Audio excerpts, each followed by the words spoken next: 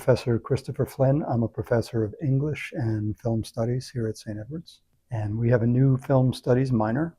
We just put this into place. I guess technically it starts next semester. And for the Film Studies minor, students will take 18 credits in Film Studies classes. So those can be ones with the prefix film, F-I-L-M, or ones in the English department, the comm department.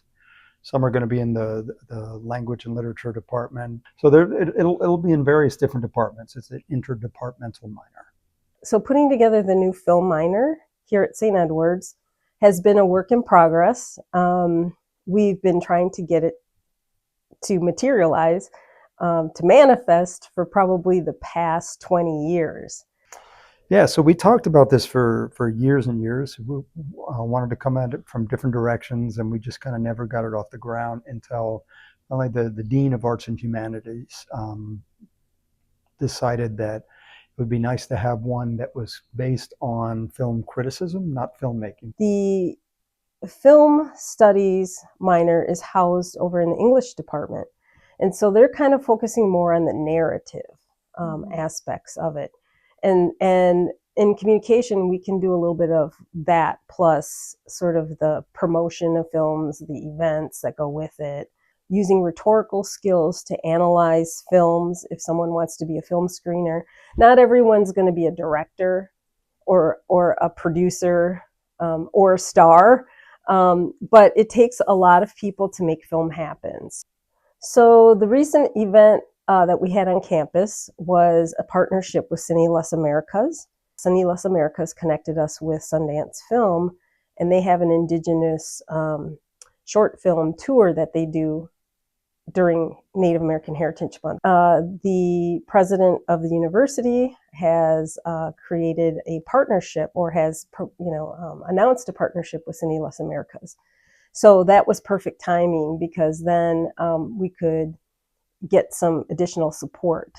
And so we put together this event as part of the COM 4338 class, which is the Chicanx, or the Native American Chicanx film class. More focused maybe on communication and diversity, or organizational communication, or relational communication. All of that came together. So everybody worked together as a team to make the event happen. In the class that we had, Native American Chicanx film class, it's really important, if you're going to live in the Southwest, especially, to be able to understand these communities, because they're not really accurately or often reflected in big Hollywood films.